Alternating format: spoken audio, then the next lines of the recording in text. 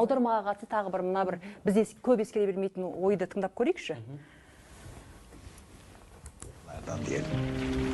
Biz onunla gerçekten seçtik birbirimizi. Öyle mi? Türkçеде архаизмдер немесе көнерген сөздер жиі кездеседі. Оларды біз тарихи фильмдерден кездестіреміз. Мысалы, барлығына белгілі Сұлтан Сüleyman сериалындағы дестур сөзін. Destur! Padişahı devran, Fatihi Cihan, Sultan Süleyman Han Hazretleri.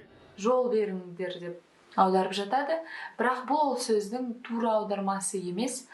Және бұндай сөздердің тура аудармасы болмағандықтан мағынасы сәйкес сөздермен алмастырылып аударылып жатады. Және де түрік сериалдарында күнделікті өмірде тұрақты сөз тіркестері, яғни фразеологизмдер өте жиі қолданылады.